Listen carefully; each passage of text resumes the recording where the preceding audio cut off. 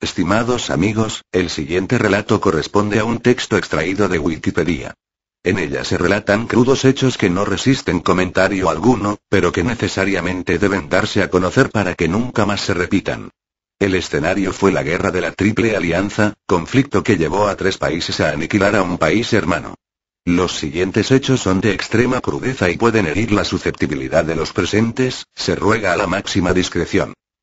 El saqueo de Asunción del Paraguay fue llevado a cabo a partir de 1 de enero de 1869 cuando las fuerzas brasileñas en la Guerra de la Triple Alianza ocuparon la capital paraguaya.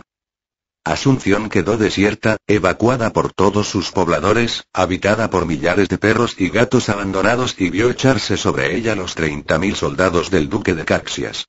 Durante 3 días, las tropas brasileñas saquearon la ciudad. Derribaron puertas, ventanas, desde los cimientos al techo, destruyendo y quemando todo lo que no podía ser llevado. De noche, los soldados incendiaron casas de trecho en trecho. Durante 3 días, la soldadesca brasileña desenfrenada puso saco a la ciudad, las tropas argentinas se abstuvieron a permanecer en ella y acamparon en las afueras, en Trinidad, no interviniendo en el saqueo. Sin embargo, de todos los puertos argentinos llegaron barcas de diverso tonelaje, fletadas por comerciantes para cargar todo lo que se había robado en la ciudad: frutos, yerba mate, café, el cobre almacenado en los depósitos, planos importados de Europa, robados en las residencias, las verjas de hierro forjado que cercaban los jardines, las estatuas de santos y santas de los oratorios de las familias piadosas, los objetos sagrados robados de las iglesias intactas. Todo fue llevado a bordo de los barcos. También los muebles de los ministerios del gobierno, los del Palacio del Congreso, los de la familia López. El mobiliario del Club Nacional, comprado en Europa poco antes de la guerra. El mobiliario de la casa del mariscal Francisco Solano López y de la residencia de su mujer, Elisa Lynch.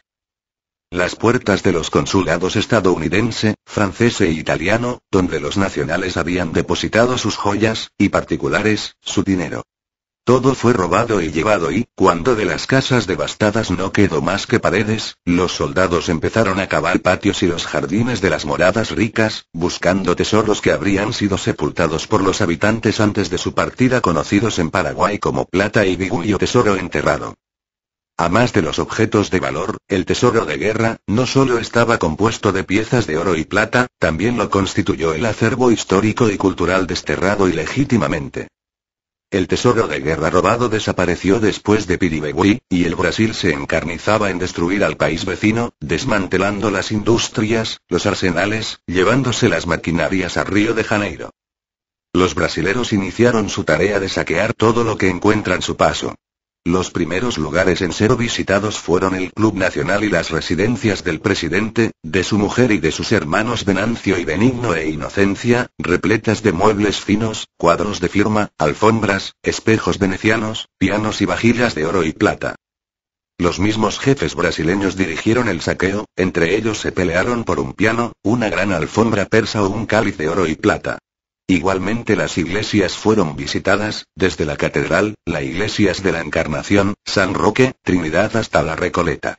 No se salvaron crucifijos ni otros ornamentos, mientras los esclavos de sus dueños llegados a la guerra como séquito personal para servicios domésticos y diversos usos transportan en carretas o a pulso el fruto de la rapiña.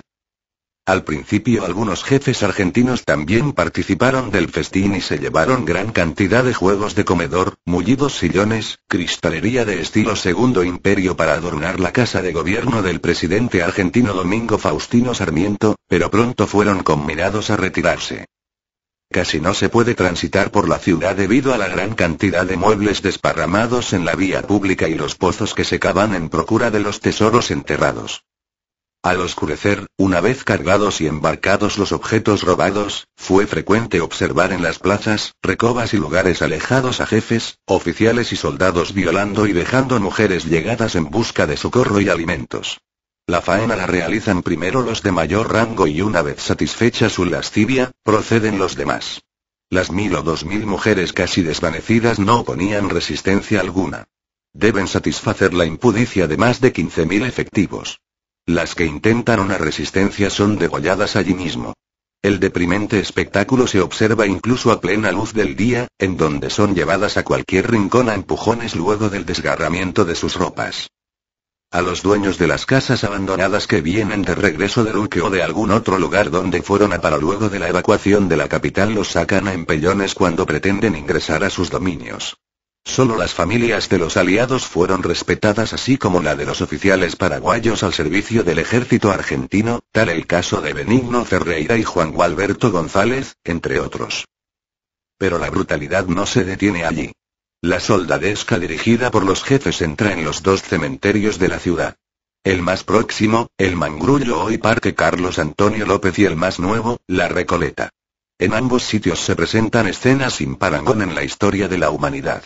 Los soldados esclavos a las órdenes de sus dueños, sacan los cajones y esparcen los cadáveres. Una vez desparramados los esqueletos, unos proceden a despojarlos de sus anillos u otros objetos, mientras otros en el interior de los panteones arrebatan los objetos de metal precioso como candelabros, marcos de retratos y crucifijos. El ministro brasileño en Asunción, José da Silva Paranos, que más tarde recibió el título de vizconde de Río Branco, hizo todavía más: se apoderó del inmenso tesoro de los archivos nacionales del Paraguay que, después de su muerte, donó a la Biblioteca Nacional de Río de Janeiro. El catálogo de la colección Río Branco, que contiene los archivos públicos del Paraguay, tomados al final de la guerra, se compone de 1000 páginas divididas en 2 tomos.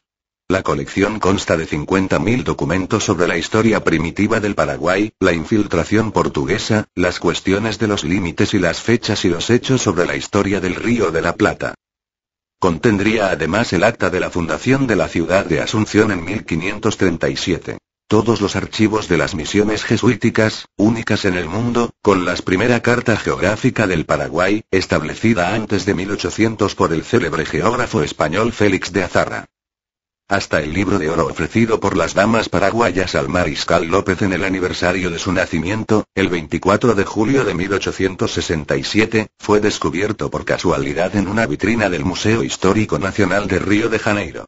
Años después, el general Ernesto Geisel, entonces presidente del Brasil, devolvió solemnemente el libro de oro a la República del Paraguay.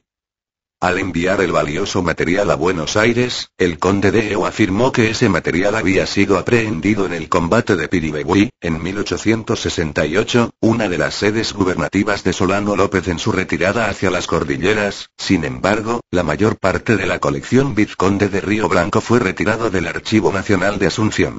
Los 50.000 documentos están debidamente catalogados en la colección vizconde de Río Branco en 5.122 fichas, algunas conteniendo decenas de manuscritos. El 95% de los documentos datan de los siglos XVI a XIX, y no mencionan, en absoluto, cualesquiera preparativos de guerra contra el Brasil. Los documentos del archivo contienen además, pruebas de la colonización del Paraguay, de las luchas por su independencia, de sus cuestiones religiosas e indígenas, de la demarcación de fronteras, de problemas de navegación, correspondencia particular entre ministros de Estado y embajadores, en una palabra, asuntos eminentemente paraguayos, como dictámenes, decretos y leyes de varios gobiernos, inclusive del dictador Francia, manifiestos de protesta contra el rey Fernando VII de España, convenios con la Argentina, Uruguay y Brasil, tratados comerciales, etc. Cabe aclarar asimismo que en la década del 70, tanto la Argentina como el Uruguay devolvieron trofeos de guerra capturados durante el conflicto bélico. Recordando el trágico saqueo de Asunción, el historiador argentino General Garmendia escribió: aquella ciudad solitaria sentada a la margen del tranquilo río, sufrió, indiferente, la suerte del vencido de lejanos tiempos. El vencedor entró a saco.